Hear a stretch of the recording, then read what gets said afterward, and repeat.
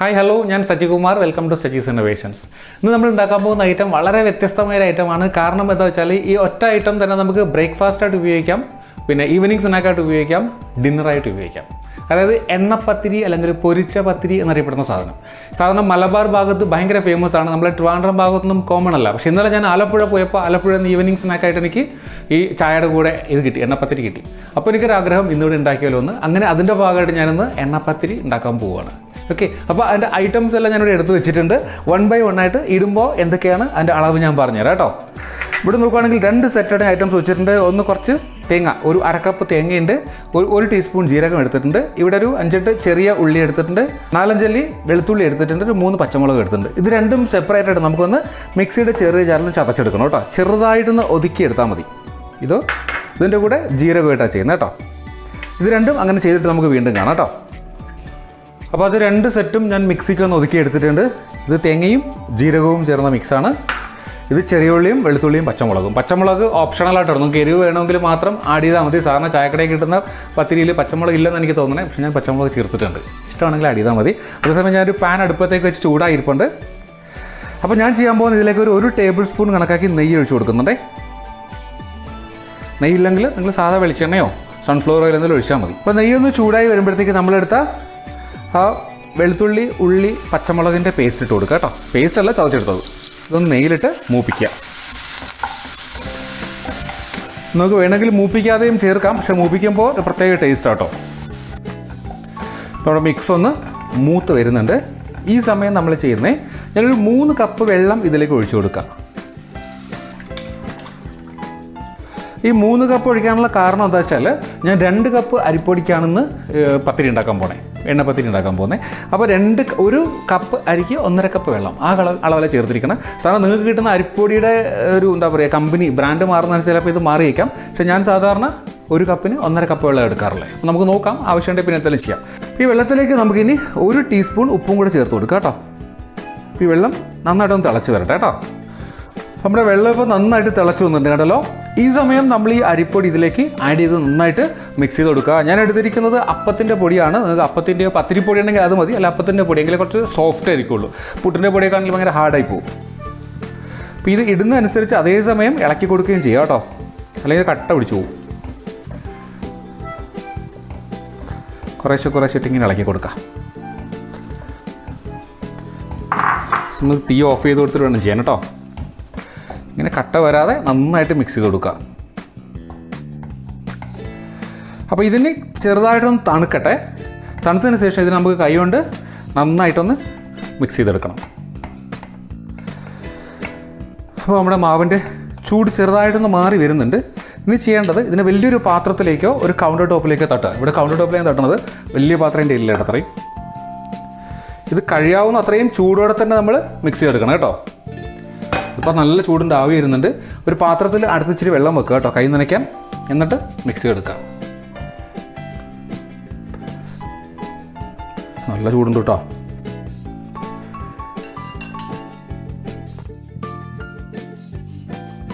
ഇതിപ്പോൾ ഒന്ന് ചൂട് മാറി വരുന്നുണ്ട്. ചൂട് മാറുമ്പോൾ നമ്മൾ ഒന്നിൻ്റെ സാധനം ഇവിടെ ആഡ് ചെയ്യണം. അതിൽ കൂടെ നമ്മൾ നേരത്തെ എടുത്ത തേങ്ങയും ജീരകവും ഉണ്ടല്ലോ അതിലേക്ക് ഇട്ട് കൊടുക്കുക.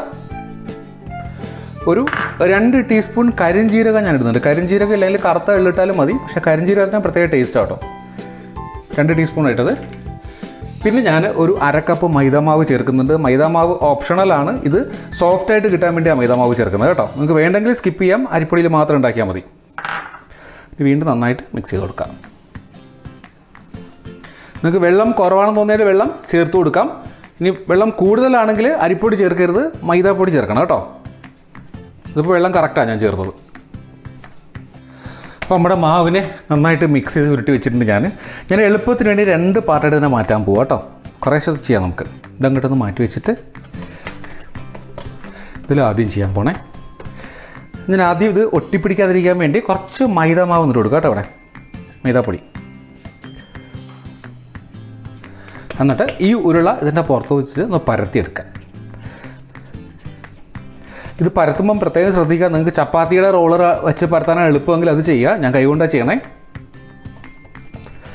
ഇത് ഒത്തിരി അങ്ങോട്ട് നൈസായി പോകാനും പാടില്ല, ഒത്തിരി കനം കൂടാനും പാടില്ല. ആ രീതിയിലൊന്ന് പരത്തിയെടുക്കുക കേട്ടോ. നമ്മൾ നമ്മുടെ പത്തിരി കഴിക്കുമ്പോൾ എണ്ണപ്പത്തിരി കഴിക്കുമ്പോൾ ഒരു കനം ഉണ്ടല്ലോ, ഒരു 1.5 സെൻറ്റിമീറ്ററെങ്കിലും കനം ഉണ്ടാവണം കേട്ടോ. അത് കണക്കാക്കി ഇതിനൊന്ന് നിരത്തിയെടുക്കാം. അപ്പോൾ ഇത് നമ്മൾ പരത്തി എടുത്തിട്ടുണ്ട് കേട്ടോ. ഒത്തിരി വൃത്തിയൊന്നും നോക്കേണ്ട, സൈഡ് ഞാൻ വെറുതെ കൈകൊണ്ടിങ്ങനെ ആക്കിയതാണ്. ഇത് നമ്മൾ ചെയ്യാൻ പോകുന്നത് ഇതുപോലൊരു ഗ്ലാസ് ഇല്ലേ, ഗ്ലാസ് അല്ലെങ്കിൽ കുപ്പിയുടെ അടപ്പായാലും മതി, ഇത്രയും വട്ടം മതി കേട്ടോ. ഇതുകൊണ്ട് ഇങ്ങനെ ഒന്ന് അമർത്തി കൊടുക്കുക. 1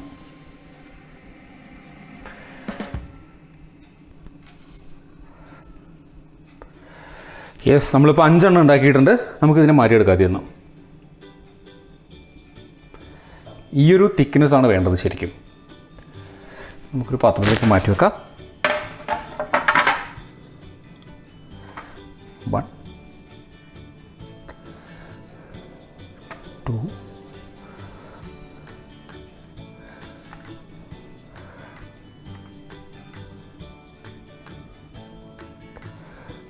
നമുക്ക് ഈ മാവിനെ വീണ്ടും അതുപോലെ ഉരുളയാക്കുക കേട്ടോ. എല്ലാം കൂടെ ഒരുമിച്ച് ചെയ്യാം. നമുക്കിനി കുറച്ചും കൂടെ മൈദ ഇട്ട് കൊടുത്തിട്ട്, ഇപ്പം എന്തായാലും എല്ലാ ഉരുളയും അതുപോലെ ആക്കിയതിന് ശേഷം നമുക്ക് കാണാം കേട്ടോ. അപ്പോൾ അതെ 2 കപ്പ് മാവിൽ നമ്മൾ 20 പത്തിരി ഉണ്ടാക്കി വെച്ചിട്ടുണ്ട് കണ്ടോ. അപ്പോൾ ഇനിയാണ് ഇതിൻ്റെ മെയിൻ പാർട്ട് വരുന്നത്. ഞാൻ ദേ ഒരു പാൻ അടുപ്പത്ത് വെച്ചിട്ട് വെളിച്ചെണ്ണ തന്നെ ചെയ്യാം കേട്ടോ. വെളിച്ചെണ്ണ ഒഴിച്ച് തിളയ്ക്കാൻ വെച്ചിട്ടുണ്ട്. എണ്ണ ഒന്ന് ചൂടായി വരുന്നുണ്ട്. എണ്ണ ചൂടായോ എന്നറിയാൻ നമ്മൾ ആദ്യം ചെറിയൊരു കഷ്ണത്തിലേക്ക് ഇട്ട് കൊടുത്ത് നോക്കുക. യെസ്, എണ്ണ ചൂടായി. ഇത് 2 സെക്കൻഡ് ഇങ്ങനെ പൊന്തി വരികയാണെങ്കിൽ എണ്ണ ചൂടായി എന്നർത്ഥം കേട്ടോ. നമുക്കിനി ഇട്ട് കൊടുക്കാം ഓരോന്നായിട്ട്.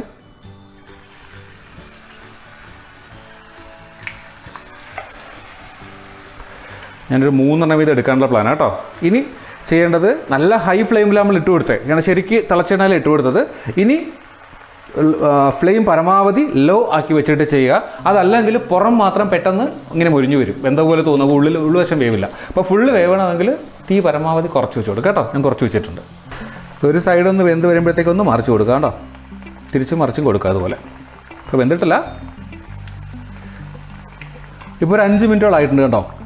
നമ്മുടെ പത്തിരി ഒന്ന് വെന്ത് വന്നിട്ടുണ്ട് കണ്ടോ. ഞാൻ ഇതിലേക്ക് മാറ്റി വയ്ക്കുകയാണ്.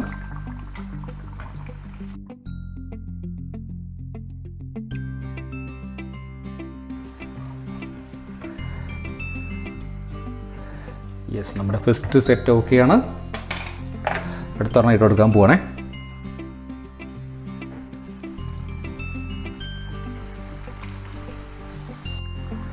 അവിടെ നമ്മുടെ രണ്ടാമത്തെ സെറ്റ് മുതൽ കണ്ടോ. ഞാൻ വളരെ ലൈറ്റ്, ഫ്ലെയിം ഏറ്റവും കുറച്ച് ഇട്ടിരിക്കുന്നത് ഒരു 5-6 മിനിറ്റെങ്കിലും വേവണം കേട്ടോ. എങ്കിലും ഉൾവശം നന്നായിട്ട് വെന്ത് കിട്ടുള്ളൂ. ഈ ഒരു കളറാകുമ്പോൾ മാറ്റാം, കാരണം നമ്മൾ എടുത്തതിന് ശേഷം വീണ്ടും കുറച്ചും കൂടെ കളർ മാറും.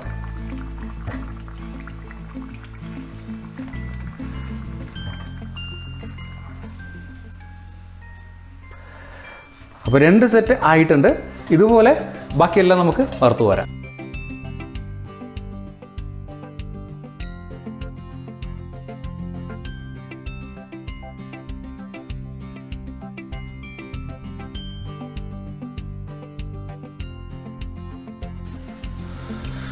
അപ്പോൾ മൊത്തം 20 നമ്മൾ ഉണ്ടാക്കിയിരിക്കുന്നത് കണ്ടോ. അപ്പോൾ ഇത്രയാണ് നമ്മളിന്ന് ഉണ്ടാക്കിയിരിക്കുന്നത്. അപ്പോൾ ഇതൊന്ന് സെറ്റ് ചെയ്തതിന് ശേഷം നമുക്ക് ഡൈനിങ് ടേബിളിൽ പിന്നെയും കാണാം. അപ്പോൾ നമ്മുടെ എണ്ണപ്പത്തിരി ഇത് റെഡിയാക്കി ഞാൻ കൊണ്ടുവച്ചിട്ടുണ്ട്. വളരെ നന്നായിട്ട് വന്നിട്ടുണ്ട്. ശരിക്കും പുറമേ നല്ല ക്രിസ്പിയും കണ്ടോ, ഉൾഭാഗം നന്നായിട്ട് വന്നിട്ടുണ്ട്. നല്ല ക്രിസ്പിയാണ് പുറത്ത് കണ്ടോ. അപ്പോൾ എന്തായാലും ടേസ്റ്റ് ചെയ്ത് കാണിക്കുന്നില്ല. ഞങ്ങളിന്ന് ഡിന്നറിന് ഉണ്ടാക്കിയിരിക്കുന്നത്. നേരത്തെ പറഞ്ഞു ഇത് ബ്രേക്ക്ഫാസ്റ്റ് ആയിട്ടോ എന്താ പറയുക ഈവനിങ് സ്നാക്കായിട്ടോ ഡിന്നറായിട്ടോ ഉപയോഗിക്കാം. ബ്രേക്ക്ഫാസ്റ്റിനാണെങ്കിൽ എന്താ പറയുക എഗ് കറി, മുട്ടക്കറിയാണ് ഏറ്റവും നല്ല കോമ്പിനേഷൻ കേട്ടോ. ഇനി നിങ്ങൾ ഈവനിങ് സ്നാക്കായിട്ട് ഉപയോഗിക്കുന്നെങ്കിൽ കട്ടൻ ചായ മതി, വേറെ ഒന്നും വേണ്ട. പിന്നെ ഡിന്നറിനാണെങ്കിൽ ചിക്കൻ കറി ബെസ്റ്റാണ്. ഞങ്ങൾ എന്തായാലും ചിക്കൻ കറി ഉണ്ടാക്കി വെച്ചിട്ട് ചിക്കൻ കറിയുടെ കൂടെ കഴിക്കാൻ പോകുന്നുണ്ടോ. അപ്പോൾ ഈ ഒരു റെസിപ്പി എല്ലാവർക്കും ഇഷ്ടമായി തന്നെ ഞാൻ കരുതുന്നു. മലബാർ ഭാഗത്ത് അത്രമാത്രം ഫേമസ് ആയൊരു സാധനമാണിത്. അപ്പോൾ എല്ലാവരും ഒന്ന് ട്രൈ ചെയ്ത് നോക്കുക. ഇഷ്ടമായെങ്കിൽ എൻ്റെ ചാനൽ ഇനിയും സബ്സ്ക്രൈബ് ചെയ്തിട്ടുണ്ടെങ്കിൽ സബ്സ്ക്രൈബ് ചെയ്യുക, ലൈക്ക് ചെയ്യുക, ഷെയർ ചെയ്യുക. സോ മറ്റൊരു വീഡിയോ ആയിട്ട് വീണ്ടും കാണുന്നവരെ ബൈ ഫ്രം സജീസ് ഇന്നോവേഷൻസ്.